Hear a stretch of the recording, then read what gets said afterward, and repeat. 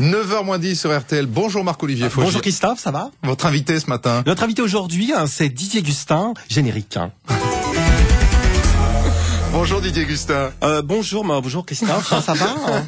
Excusez-moi, est-ce que vous pourriez me remplacer? Oui, je vous remplace, d'accord. Non, mais pas longtemps, juste quoi, en 15 jours, le temps d'aller en vacances, faire un nouveau régime à Guy Carlier. Je suis là. Faut que j'y aille parce que là, j'ai un avion et celui-là, on ne peut pas le rater.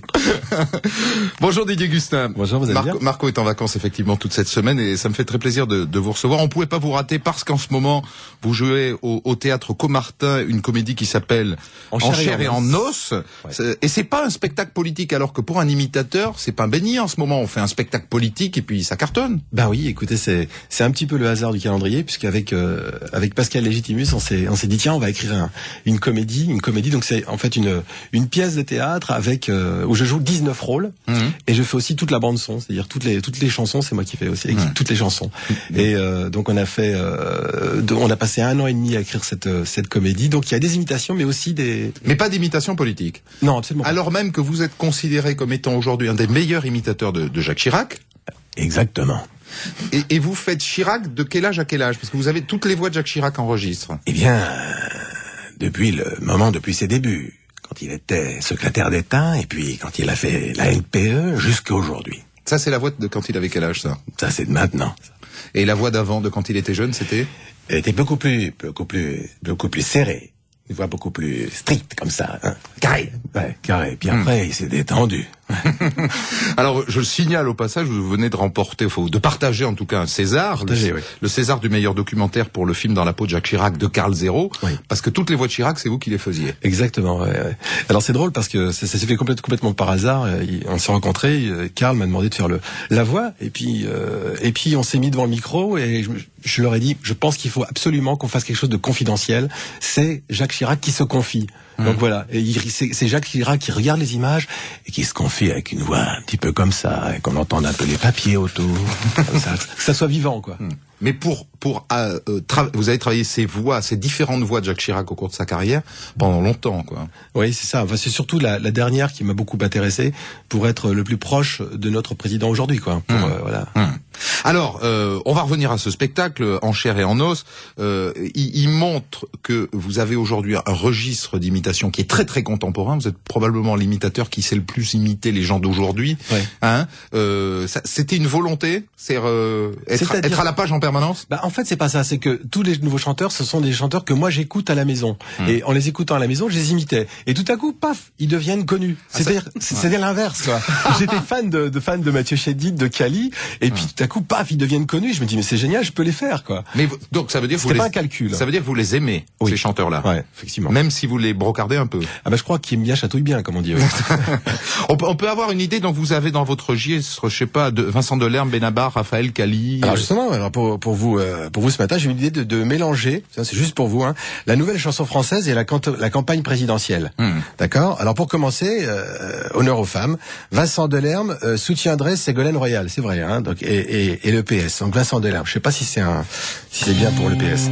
Celle qui nous dit la bravitude, qui fait des gaffes et des études, celle qui cornaque les éléphants qui lui font du rentre-dedans, celle qui a la tradition du goût, la Madone Charente-Poitou, celle qui nous dit « Je vous comprends ».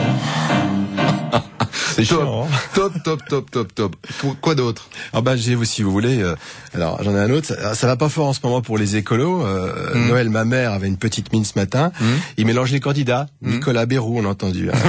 Ils ont le moral un peu dans les chaussettes bio, les écolos. Alors pour leur remonter le moral, je leur propose un chanteur. C'est Raphaël. Je sais pas si ça va les aider. Dans 150 ans, il n'y aura plus de soleil, il n'y aura plus les oiseaux, il n'y aura même plus la mer, il n'y aura peut-être même plus toi, il n'y aura peut-être même plus moi, peut-être même qu'on sera mort et qu'on sera plus là. Alors, souris. Je sais pas si ça va les aider. Topissime. Après, Benabar. Vous avez Benabar? J'ai Benabar, je vais vous faire Cali, alors. Cali. Alors, on est dans la fiction totale, on est plutôt dans le roman photo. Arlette apprend à Olivier, Arlette apprend à Olivier qu'elle ne se représentera plus en 2007. Voici la réaction d'Olivier de la LCR chantée par Cali. Voilà. Je crois que je me présenterai plus. Elle m'a dit ça, Arlette. J'arrête après 2007, j'irai plus à la fête. Ça c'est sûr, c'est la der pour Miss Lutte ouvrière. Même si je l'ai plus à ma droite, je saurais plus comment faire. Sans raison, je pleure. À gros bouillon, je pleure. Comme devant un oignon, je pleure. Arlette, pas ça. La la la. La la la la la la. Ah non, c'est beaucoup de boulot, c'est l'éternelle question, mais vous bossez comment, vous?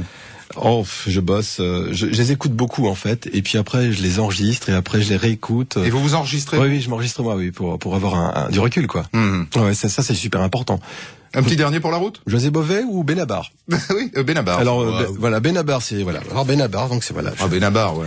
Benabar. Alors là, j'ai fait un cauchemar. Il a pas trop de voix, ça peut être trop dur, si. Ah si, il a une très jolie voix, Benabar. Si, il a une très belle voix. Et donc là, j'ai fait un cauchemar au deuxième tour. Nos 3 candidats, Nicolas Bérou et Ségolène Royal, jettent l'éponge. Et Nicolas parle aux 2 autres. Voilà ce qu'il leur dit. Vas-y, Nicolas. Dans la voix de Benabar aussi. Je veux pas y aller à l'Élysée, j'ai pas le moral, je suis fatigué. Je suis sûr que vous êtes comme moi. Allez, on n'y va pas. Ils veulent changer de régime, mais le chômage les boudine. En plus, on n'est plus que 3, toi, Ségo, Bérou et moi. Ça n'a rien à voir, on aime bien les Français, mais ils savent jamais pour qui ils vont voter. On s'en fout, on n'y va pas, on se cachera dans l'isoloir. On commandera des pizzas, on chantera des chansons à boire. On se planque, on se tire, on rejoint Johnny dans son chalet. On n'a qu'à dire que l'Élysée, on n'y va pas. Et puis tant pis, on s'en fout, on n'y va pas. On se cachera dans l'isoloir. On commandera des pizzas, toi Ségolène, Bérou et moi. Didier Gustin, qui est donc au Théâtre Comartin. Voilà, Comédie Comartin. Tous les jours? Tous les jours, du mardi au samedi. Et jusqu'à ce que bon s'en suive. Fin mai. Jusqu'à fin mai. Bon, mais ça nous laisse de la marge.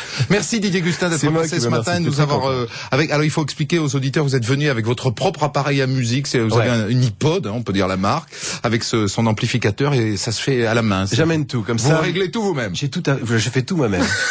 Je suis un artisan en fait.